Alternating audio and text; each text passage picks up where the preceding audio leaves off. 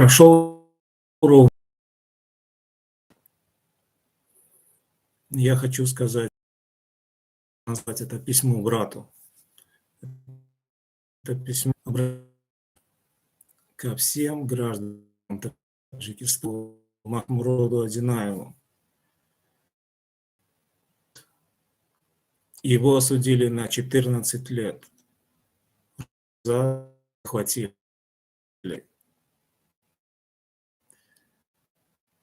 На него организовали облаву. Его пытали. Его оболгали. Его сделали инвалидом. Как он им мешал? В этом обществе, состоящем из хромающих на обе ноги, он позволял себе не хромать и не прогибаться. Его несгибаемости боялись даже однопартийцы. И первое лицо социал-демократической партии Таджикистана, членом которой он является. А он, Махмурод Одинаев, был очень неудобно для этой партии. Он позволял себе говорить вслух то, что думал, то, что, о чем другие даже думать боятся. Это непозволительная роскошь и смелость для таджиков. И ували его не меньше, чем прокурора и ревизора, но все таков. Он дался неожиданно и так отчитывал взорвавшегося чиновника, что тому было легче исправить свой грех, чем отказаться это делать. И Махмурод делал это по просьбе потерпевших людей, делал это безвозмездно, он мог пересечь для этого всю страну в один день и вернуться домой. Он им так мешал. Всей этой воровской шушере, всей этой банде контрахмона, что, видимо, сам бывший коммунист,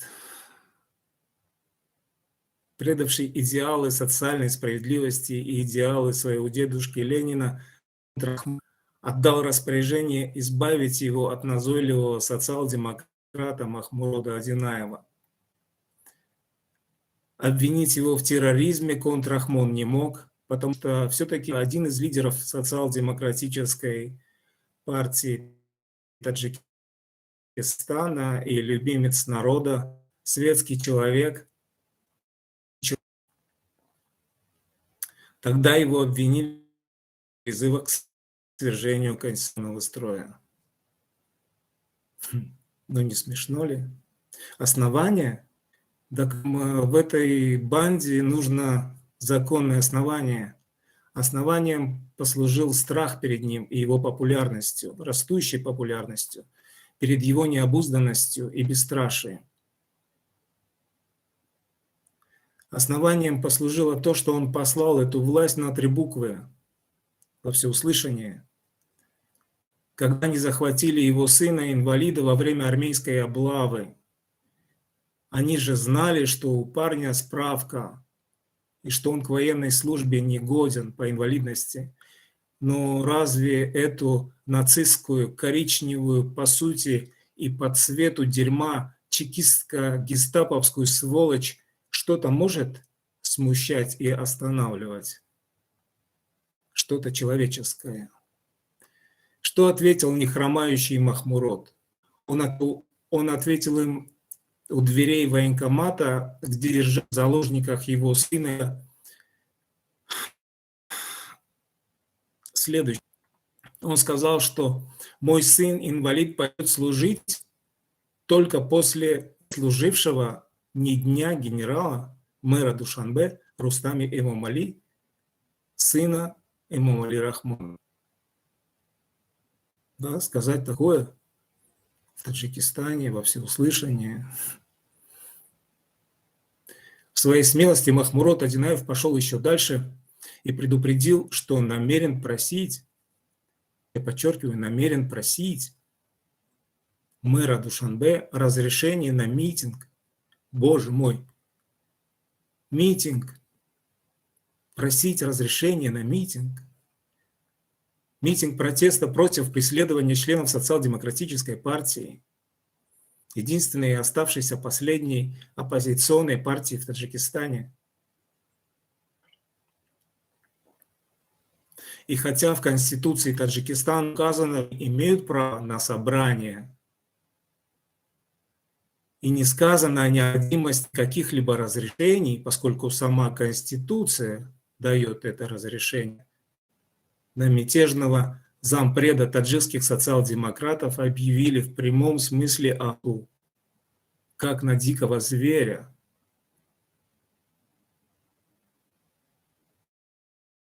Ему пришлось скрываться и бежать через балкон второго этажа во время облавы. Потом ему пришлось прятаться в подвале, но его предали. И предали те, кто должен был его защищать, и кто должен быть гарантом, законным гарантом его прав. Нашему бесстрашному Махмуроду, который не хромал, гестаповские палачи после захвата переломали ноги и позвоночник. Эти животные не смогли ему простить его прямохождение. Слава тебе, Махмурод! Да укрепит твои силы Всевышняя справедливость в застенках омерзительного режима, этой сучьей своры подонков и их не менее омерзительных подпевал и во внутренней и внешних дорастической мурслонешной интеллигенции. И по скриптум. Обвинение в осуществлении призывов, так называемых призывов к свержению конституционного строя, бьет по самим обвинителям. Они этого не понимают и не задумываются. Контрахмон является изменником Конституции и государственным изменником. Таким образом, является главным преступником в этой стране и самым опасным преступником. И является главой организованной преступной организации, главой хунты, которая незаконно пришла к власти и незаконно удерживает ее в течение 30 лет.